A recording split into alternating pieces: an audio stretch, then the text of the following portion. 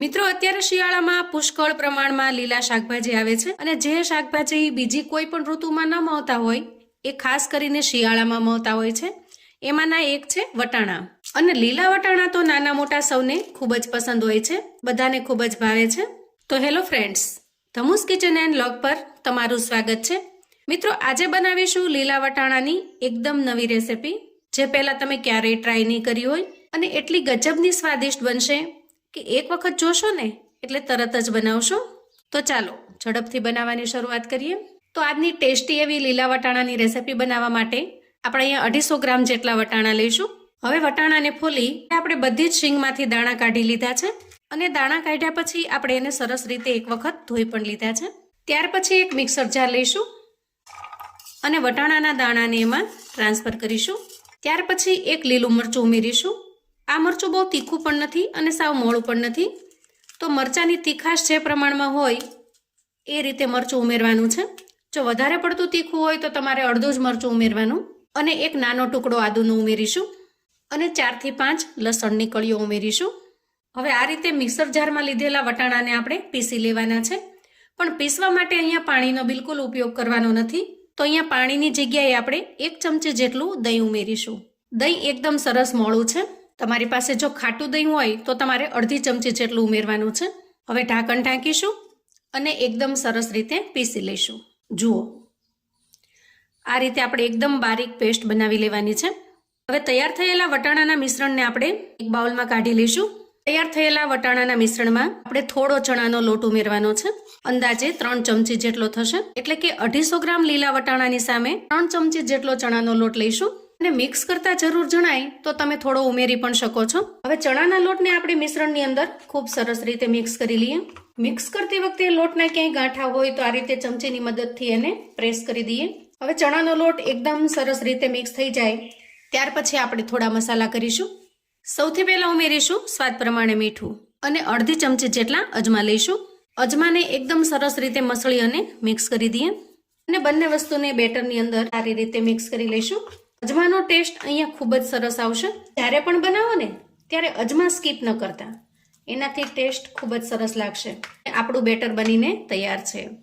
તો અહીંયા બેટરની જે કન્સિસ્ટન્સી છે એ આ રીતની હોવી જોઈએ.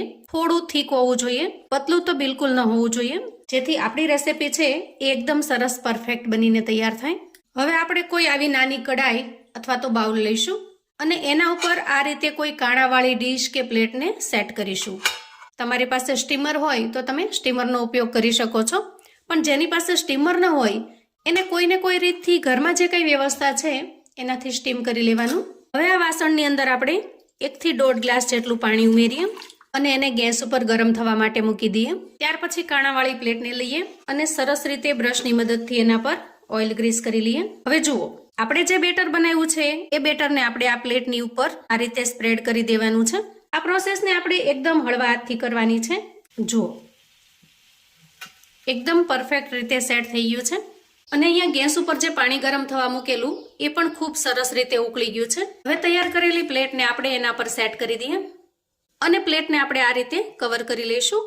અંદાજે 10 મિનિટ સુધી સારી રીતે સ્ટીમ થવા દઈશું.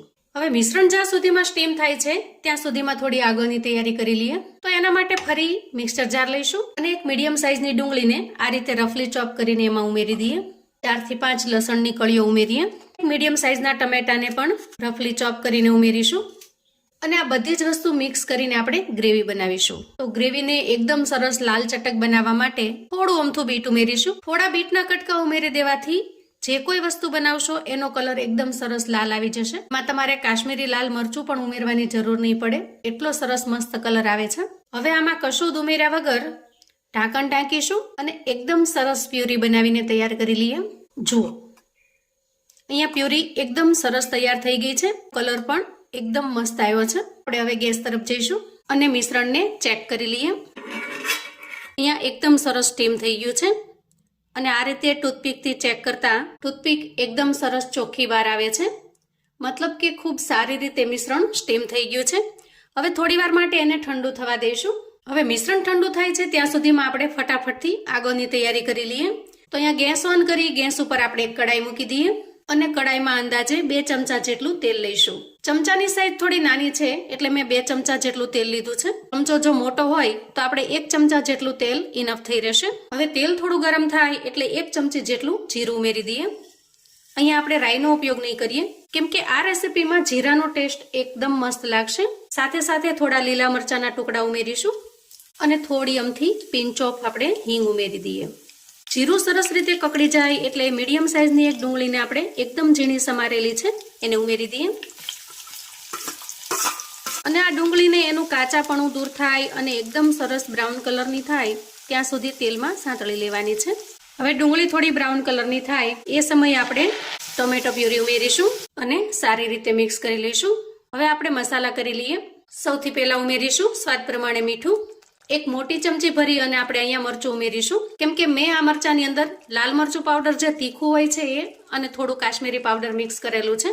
અડધી ચમચી હળદર ઉમેરીશું અને 1 ચમચી ધાણા જીરું પાવડર ઉમેરીશું. એકદમ સરસ ચટપટો ટેસ્ટ લાવવા માટે થોડો અમથો ગોળ ઉમેરીએ. તમે અહીંયા ગોળની જગ્યાએ ખાંડ પણ ઉમેરી શકો છો અને જો ગળ્યું ન ફાવે તો તમે સ્કીપ પણ કરી શકો છો. હવે બધા જ મસાલાને આપણે ખૂબ સરસ રીતે મિક્સ કરી લઈએ અને જ્યાં સુધી એ મસાલામાંથી તેલ છૂટું ન પડે અને મસાલા ખૂબ સરસ રીતે પાકી ન જાય ત્યાં સુધી આપણે થવા દઈશું. તો જુઓ અહીંયા પ્યુરી એકદમ સરસ પાકી ગઈ છે અને મસાલા પણ ખૂબ સરસ રીતે મિક્સ થઈ ગયા છે. તો આ રીતે સપાટી પર એકદમ સરસ રીતે તેલ છૂટું પડતું દેખાય એ સમયે આપણે 1 ગ્લાસ જેટલું પાણી ઉમેરીશું અને ખૂબ સરસ રીતે મિક્સ કરી લઈશું. હવે ગેસની ફ્લેમને મીડિયમ રાખી આ ગ્રેવીને થોડી વાર માટે ઉકળવા દઈએ. ત્યાં સુધીમાં જુઓ અહીંયા મિશ્રણ એકદમ સરસ રીતે ઠંડુ થઈ ગયું છે. તો ચાકુની મદદથી આપણે એમાં પીસ કરી લઈએ. જુઓ એકદમ સરળતાથી પીસ નીકળી જશે અને તળિયે બિલકુલ ચોંટશે પણ નહીં. તો આ રીતે ફટાફટથી બધા જ પીસને હું જુદા પાડી લઉં છું. જુઓ એકદમ સરસ મજાની લીલા વટાણાની ઢોકળી બનીને તૈયાર થઈ છે અને બિલકુલ સોડા કે ઈનોના ઉપયોગ વગર એકદમ સોફ્ટ પણ ટેસ્ટમાં એકદમ લાજવાબ કૂણી માખણ જેવી. એક વખત જો આ રીતે લીલા વટાણાનું શાક બનાવશો ને તો મટર પનીરનું શાક પણ ભૂલી જશો. એટલું સરસ ટેસ્ટી બને છે અને આ ઢોકળીને તમે સિમ્પલ પણ ખાઈ શકો છો. જો તમે ડાયટિંગ પર છો અથવા તો એકદમ ઓઇલ ફ્રી ખાવાનું પસંદ કરો છો તો આ ઢોકળીને તમે આ રીતે સિમ્પલ પણ ખાઈ શકો છો. ખરેખર ટેસ્ટમાં એકદમ લાજવાબ લાગે છે. તો અહીંયા આપણી ઢોકળી બનીને તૈયાર છે. હવે આપણે ગેસ તરફ જઈએ. અહીંયા ગ્રેવી પણ એકદમ સરસ રીતે ઉકળી ગઈ છે અને થોડી થીક પણ થઈ છે.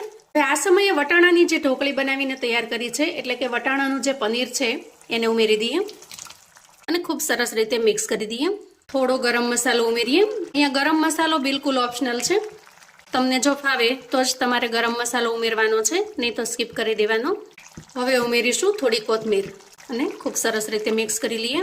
અંદાજે 1 મિનિટ સુધી આ રીતે ઢોકળીને ગ્રેવીની અંદર સરસ રીતે મિક્સ થઈ જવા દઈએ. તો અહીંયા ગેસની ફ્લેમને એકદમ સ્લો ઉપર રાખી 1 મિનિટ સુધી થવા દેવાનું અને ત્યાર પછી 1 મિનિટમાં આપણે ખોલીને ચેક કરી લઈશું. વાહ જુઓ એકદમ સરસ શાક બનીને તૈયાર થયું છે. અહીંયા તમારે જો વધારે રસો રાખવો હોય તો થોડું પાણી વધારે ઉમેરવાનું અને ખાસ એ વાતનો ખ્યાલ રાખવાનો કે જ્યારે તમારે જમવા માટે પીરસવું હોય ને ત્યારે જ ગ્રેવીને ગરમ કરી આ રીતે ઢોકળી ઉમેરવાની. કેમ કે લાંબા સમય સુધી ઢોકળી જો ગ્રેવીમાં રહેશે તો બધો જ રસો અને પાણી પી જશે. આ શાકને તમે પૂરી, પરાઠા, રોટલી, ભાખરી ગમે તેની સાથે એન્જોય કરી શકો છો અને મને આ શાક એમનેમ બિલકુલ રોટલી ભાખરી વગર પણ ખાવું ખૂબ જ ગમે છે. મારા ઘરમાં મારા દીકરાને પણ આ શાક ખૂબ જ પસંદ આવે છે કેમ કે આ જે ઢોકળીનો ટેસ્ટ છે ને એકદમ લાજવાબ. એક વખત બનાવશો તો વારંવાર બનાવવાનું મન થાય એટલો ટેસ્ટી બને છે. તો હવે આપણે ગેસને બંધ કરીશું અને શાકને સર્વ કરી લઈશું. તો મિત્રો તૈયાર છે આપણું એકદમ નવી રીતે લીલા વટાણાનું શાક. આમ તો વટાણાનું શાક તમે જુદી જુદી ઘણી રીતે બનાવ્યું છે પણ આવી એકદમ અલગ અને અનોખી રીતથી ક્યારેય નહીં ટ્રાય કર્યું હોય. ખરેખર ગજબનું ટેસ્ટી બને છે. દાળ વગર ભાતની સાથે પણ તમને આ શાક ખાવાની મજા પડે એવું ટેસ્ટી લાગે છે. તો જો ક્યારેય આ રીતે લીલા વટાણાનું શાક ટ્રાય ન કર્યું હોય ને તો એક વખત મારા કહેવાથી પણ ચોક્કસથી બનાવજો. ખરેખર ઘરમાં બધાને ખૂબ જ પસંદ આવશે. તો મિત્રો આવું અવનવું જાણવા માટે અને મને સપોર્ટ કરવા માટે ચેનલ પર જો તમે નવા છો તો પ્લીઝ ચેનલને સબસ્ક્રાઇબ કરો. વિડીયો ગમે તો લાઈક અને શેર કરો. તમારા સગા સંબંધી મિત્રોને પણ આપણી આજની એકદમ ટેસ્ટી એવા લીલા વટાણાની શાકની રેસિપી ચોક્કસથી મોકલી આપજો જેથી એ લોકો પણ બનાવીને તૈયાર કરી શકે, એન્જોય કરી શકે અને એના પરિવારને પીરસી શકે. કોમેન્ટમાં મને ચોક્કસથી જણાવજો મિત્રો કે આજની એકદમ અલગ રીતે બનાવેલી લીલા વટાણાની આ રેસિપી તમને કેવી લાગી છે. ફરી મળીશું એક નવી રેસિપી સાથે. ત્યાં સુધી આવજો મિત્રો.